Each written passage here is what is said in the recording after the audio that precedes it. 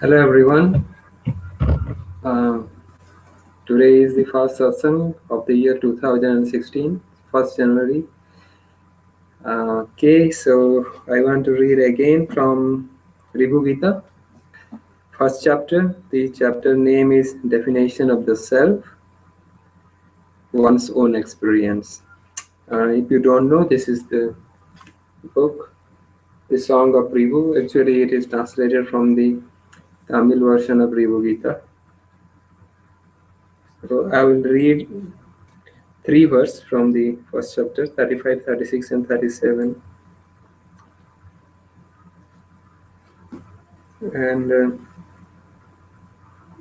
sorry, I will read correction 36, 37, and 38. And then I will read the verse number 34. That is as a blessing for the coming year 34. Okay, I will start reading the verse 36. The self is knowledge, one and complete. It is this knowledge that remains in the practical world as the base for the body and endless conditioning factors. That is the witness of the body and all else, and that is beyond all objects of perception. Indeed, if one inquires in an unbiased manner, this self indeed is of the nature of the indivisible Supreme Brahman. I will read this again. The self is knowledge, one and complete. The self itself is the knowledge, and that which is perceived as knowledge without the knowledge of the self is incomplete, or let's say that is illusion. It is this knowledge of the self that remains in the practical world, and this is the knowledge that is also is the inspiration behind the knowledge of the practical world as the base for the body and endless conditioning factors. So it is the knowledge that is forming the base, the substratum of all that is in the practical world. That is the witness of the body and all else. And that is what is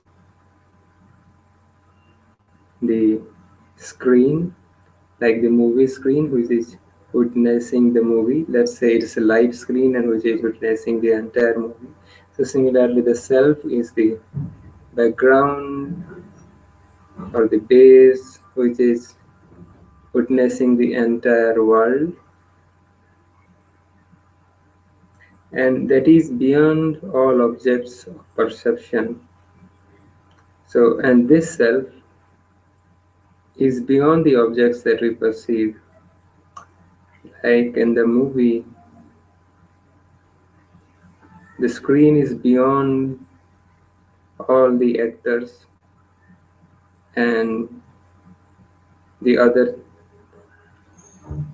things of the movie. The screen is beyond them. It is not part of the movie. The screen is beyond the movie. Similarly, the self is beyond the drama of this world. It is beyond this world and beyond all the objects of the world. Indeed, if one inquires in an unbiased manner, the self indeed is of the nature of the indivisible Supreme Brahman. So if one inquires and go deep, that is what one will find. The self indeed is the truth, the reality, or what we call the Brahma in this tradition. Next verse 37. Because it is imperishable, it is the self indeed. It is the self of everything. You cannot imagine anything which is not coming out of the self. And since everything is present in the self and is coming out of the self, nothing can go out of the self and destroy the self, because the self is the base of everything. and that's why it is imperishable. Anything you can imagine is from the self, including ourselves. Because it is imperishable, it is the self indeed, existing as the nature of knowledge, that is the truth. Because it illumines all, it is the self indeed, existing as the nature of knowledge, that is consciousness. Because it is beloved by all, it is the self indeed, existing as the nature of knowledge, that is bliss. Because it has no limitations, it is the self indeed, existing as the nature of knowledge, that is infinite. So when they say existing as the nature of knowledge, that is the truth. The truth, if we perceive truth as a form of knowledge, so that also is derived from the self, which we call truth. Then existing as the nature of knowledge, that is consciousness. So self is consciousness. There is nothing besides the self which is consciousness. Existing as the nature of knowledge, that is bliss. The self is the bliss. There is nothing beside the self which is bliss. Existing as the nature of knowledge, that is infinite. The self is infinite. There is nothing beside the self which is infinite. Okay, the next verse is 38. Brahma, or the pure consciousness, indeed is of the nature of the knowledge of the non-dual. It is the base of everything.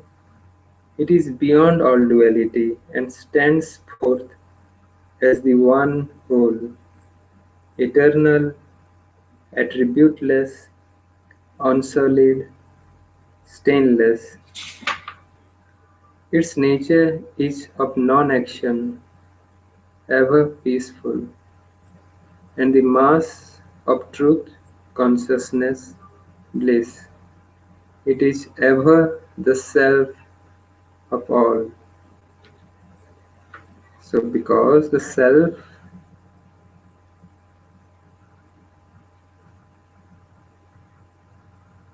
in the self, there is no time and there is no space. So that's the reason it is ever the self of all, and it is eternal. Now I will read the verse number 34. May that blemishless reality, the mass of consciousness bliss, emerging as the divine auspicious form, by its supreme power, which is filled with consciousness,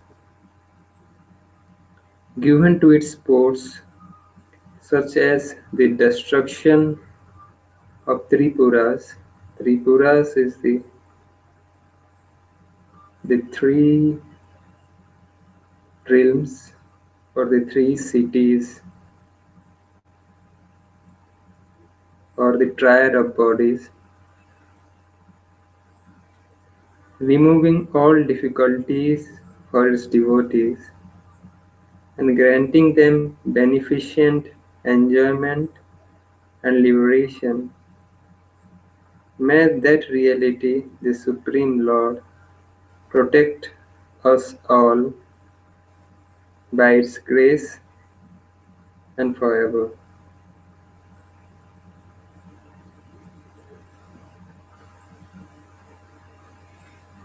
Okay, thank you for listening, and I wish you a very happy new year. See you again next week. Thank you. Bye.